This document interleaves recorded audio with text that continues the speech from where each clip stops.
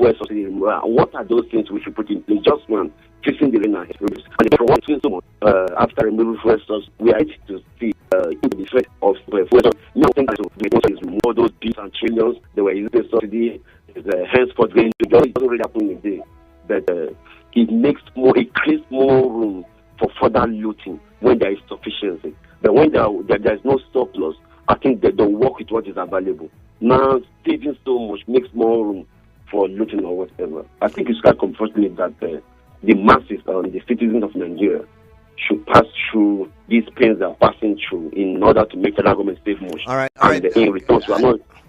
I need to quickly open the phone lines. I have two more questions for you, and I will let you go. The first one I want to ask is, if you had the opportunity to advise the president, what would that advice be, given the situation we have before us? There's the possibility, a looming scarcity, and you have said the NNPC, or as seen on the point as well, is running skeletal services in Lagos because they don't have enough. You're saying the independent market.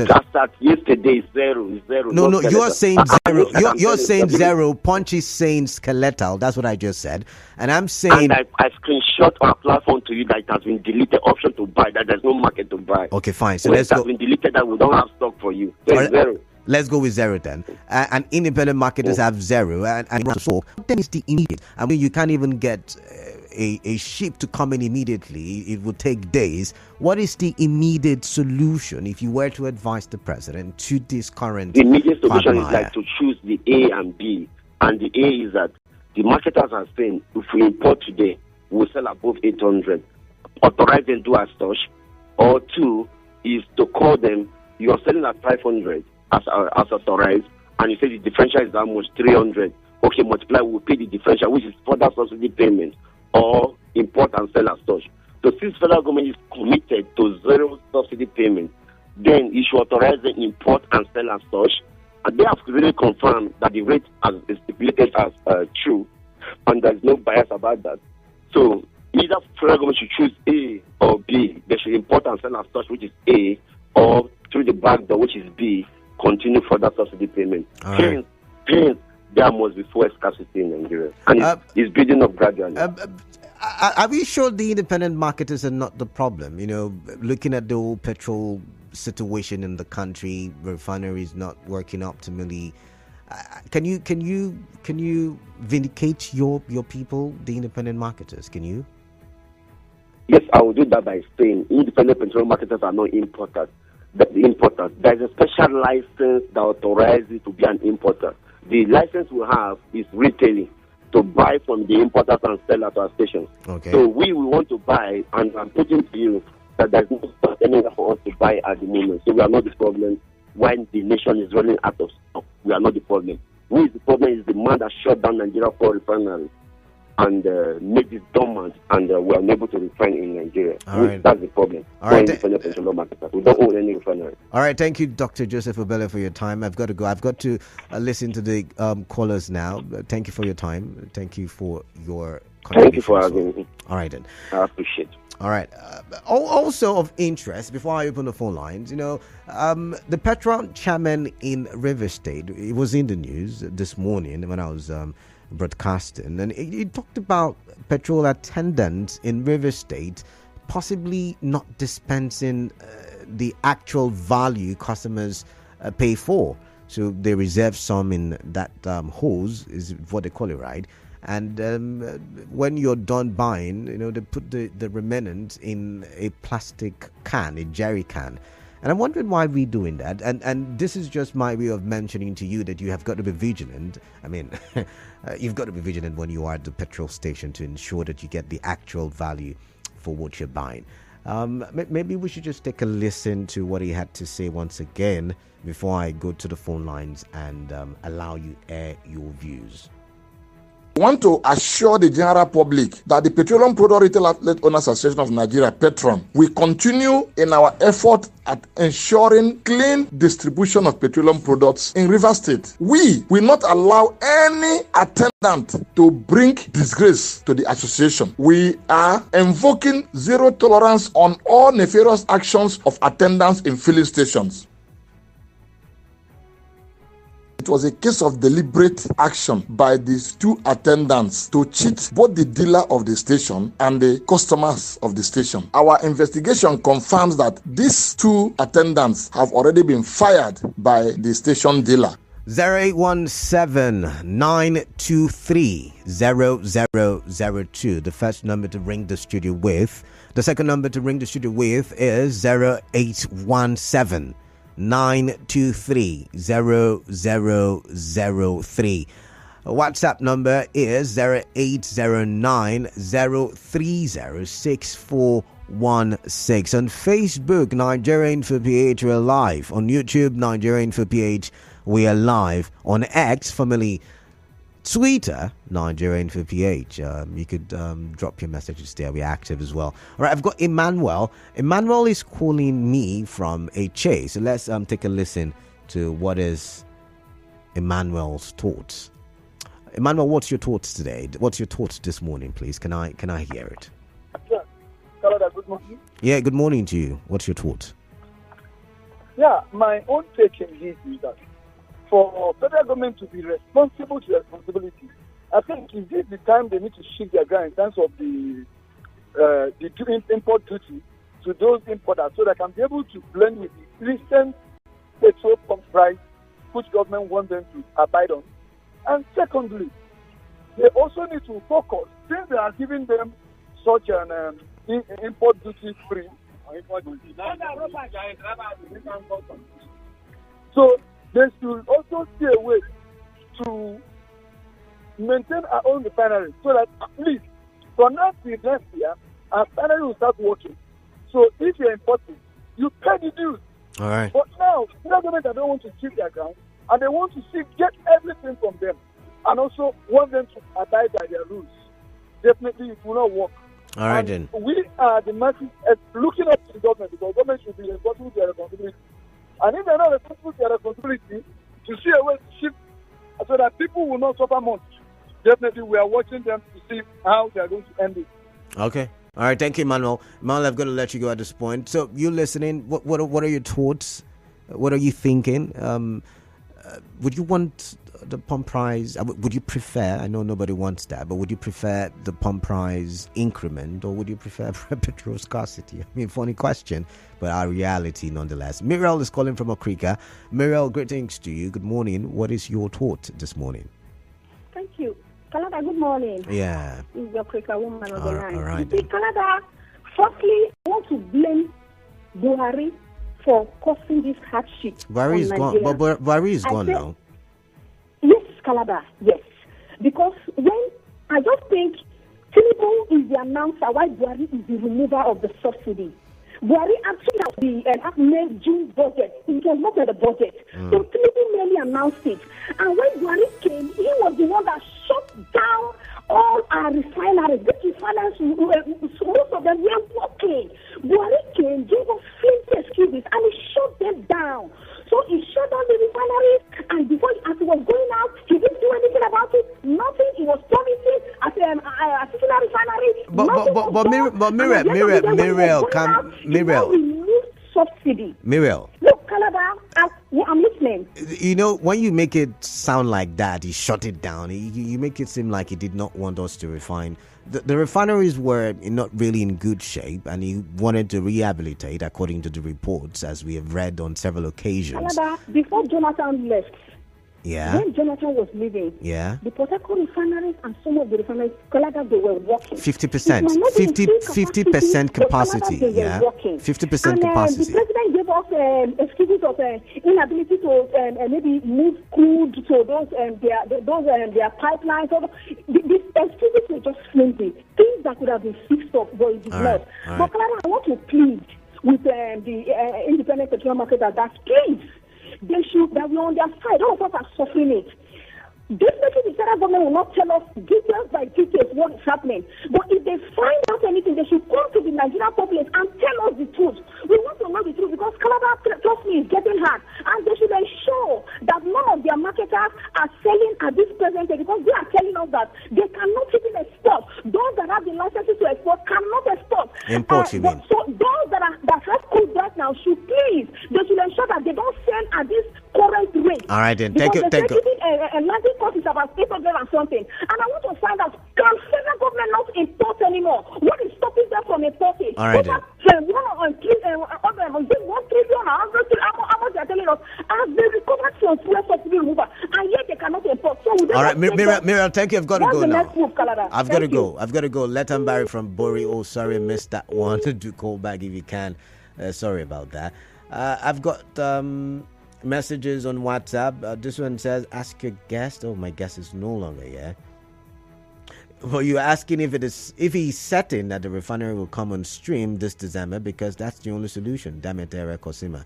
He said he was there yesterday, and he can confirm. Emmanuel is calling from Ramakuta. Emmanuel, greetings to you. Good morning. What's on your mind? Good morning. Yeah, what's on your mind, please? Yes. I'm happy because of the comment that our guest online made. He said that the blame should go to the politicians that they choose to put our refineries in order for them to begin to function. That is the cause of the sufferings of the disease of this country. They are refusing to build the refineries. He concluded by saying if the three refineries begin to work, he said that everything will be okay. The issue of importation and the cost of landing will go. All right. And everything will be okay. All right. So let the leaders, the political leaders now, do what this man has said, so that the battle about fuel will end and we will enjoy ourselves in this country. Thank you. Thank you very much, Emmanuel. I've got Chima from Adojudge. Chima, welcome. What's on your mind, please? Kalada, good morning. Yeah, good morning. Turn off your radio set. Good to hear from you this morning. Good to hear from you as well. Kalada, just like Miguel, I think the former president was the cause of the problems that are facing today. Understand? He was the one that failed Nigeria after the promise to turn around maintenance of the four refineries. Then I would have asked the question if you had your guest in the studio there. What kind of product, what is the quality of this PMS we are using? I don't know if I'm the only one, because many people are complaining about it. To buy fuel of 10,000, you cannot be able to go at how many kilometers as used to. Before you know the quality. Chima, that's why I think I quoted the Petrol chairman, Francis Dingpa. It was in our news, and he talked about setting filling stations. Even the commissioner of police did mention setting filling stations, not selling, customers pay for, not giving value to customers. So there is the possibility of not giving the proper amount of fuel or petrol because of the way they turn it into the vehicle. I think they have to address whatever be the issue. Honestly, it doesn't make sense. All right then. I mean, if you buy this fuel at such amount, and at the end of the day, you are not getting the value of what you pay for. It doesn't make sense, honestly. All right, thank you, Chima. I've got Walter from Rukpoku. Walter, good morning to you. What is on your mind, Hello, please? good morning. Yeah, good morning, please. Yes. The problem we are facing about this fuel issue is caused by us. By the removal of fuel subsidy. Our president would have waited when he assumed office by 3, 4, 5 months before he made that pronunciation. That's the issue we're having. All right. And for us to get this thing right, mind you, they promised Dangote to start operation or before August. Yeah. And today is 31st. And their guest is telling us today that by next year, our refinery should be on operation. How are we sure? And they want to increase fuel, to 1,000 naira or thereabouts. By what I heard from him. How do we succeed in this Nigeria? So which do you prefer? Do you prefer scarcity? Our president, have failed us woefully. All right. Whether you like it or not. Walter, I'm trying to ask you a question. Which would you prefer? Would you prefer, because you're making it sound like, it's quite too expensive. Would you prefer scarcity then? Who want to prepare further? Nobody. But no, the depot that is in operation. What are we talking about? All right then.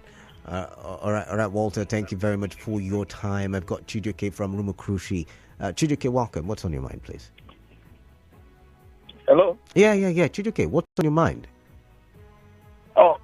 Good morning, Kalada. Yeah, good morning to you. Fantastic morning to you. Yeah, thank you for this show this morning. You know, whenever we talk about PMS in Nigeria, it's always a very burning issue. Yes, it is. You know, but I want to say something very quickly. You see, the man you talked to this morning, what he could have succeeded in doing is to cause panic in Port Harcourt. I'm telling you the truth. All right. He should have gone on to tell us, yes, independent marketers don't have fuel to sell. He is not authorized to tell us that NNPC is out of stock. Okay. That would cause panic. Okay. He's not a representative of NNPC, neither does he work there. Yes, we know there is scarcity in Lagos, there is scarcity in Ogun State. He shouldn't come and cause panic buying here in Rivers State. All right. That will not be good for us. You know the way these things work. Once this information comes, people start rushing to buy, and there is a scarcity already. All right. All right. Thank you very much, Chijoke, for your observation. Thank you very much. But then I'd like to mention as well that from the article of yesterday on the Punch newspaper, you can go read it. It was also reported that, the NNPCL depot, or is it depot, is running skeletal services. So that was there already. I get your point though. But let's read some messages. This one says they are all the same set of crooks. Owners of filling stations should monitor the activities of their staff.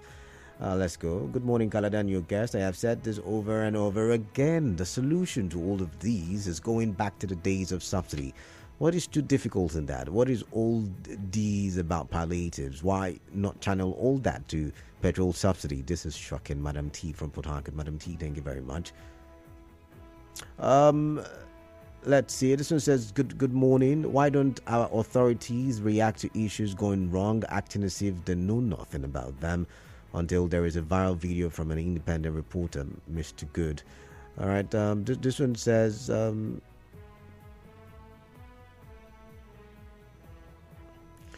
good morning, bro. This is one country where stupidity is highly celebrated. Bro, there are countries that have crude and for decades haven't had concerns. The question is, what are they doing that is making it work? And another question is, why haven't our opportunistic leaders studied how they can make it work? He says stupidity brings in Nigeria. All right. He said, my grandmom have enough sense to refine a cassava to get Gary. Nigerian opportunist leaders don't have enough sense to do so. All right. Thank you very much. I had to screen your message, I should say. But let's see. Do we have more? 0817-923-0002 and 0817-923-0003. Those are the call numbers. I've got opportunity to take one or two more, and then we wrap things up. So you can call in right now, and let's talk for development. This one said, my guest has always been an alarmist and never sees anything good about this government policies. Stop, okay? It says that you're about to cause panic buying queues in Port Harcourt now with this uncalled for statement. Okay. All right, then. Tony Ife from Port Harcourt, thank you very much for your concerns and your contribution. Keep your calls coming in. What are your thoughts? I do not know why the calls keep dropping, but remember, we've got a call screener, so when you do call in, it'll take your name down and your location and part you through to me in the studio. This one says, good morning, Nigeria Info. Let's see. Nigeria's problem of petrol will not end until the government. I don't get this part. I think I don't understand it. But you're talking about the cabal that are in control of the petroleum. That is the only way things. I don't get that part. You need to reconstruct the message and send it back. 08179230002 and 08179230003. We've got a few more minutes. I've got Emeka on the line, and Emeka is calling me from Amagwa. Let's take a listen to Emeka. Emeka, good morning to you. Welcome on the show. Good morning, Canada. Yeah, Emeka, welcome. So I'm following up. Please, my suggestion is this.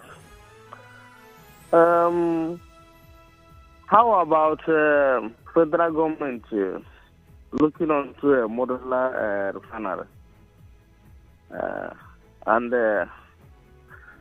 how about them? Okay, now praying for let them, if that is the case, let them subsidize that 300 and something for Nigerians until they build the refinery they promise us. This is my contribution. All right then. Thank you very much. Straight to the point. Thank you very much. Let's see. Should we take one more? Can I entertain one more call? Okay, it's almost time for the commercial break, so I can. But then again, that has been the conversation for today. We've been looking at the possible yet again. It's not cast in stone. Anything can change, but the possibility. We saw the news from yesterday, the possibility of petrol scarcity. And God knows we do not want that. I am Kala Dakaribatabo. Thank you for being a part of the show. The Morning Crossfire, of course. Let's do this again. Remember, there are other interesting programming lined up for your listening pleasure. Good morning to you.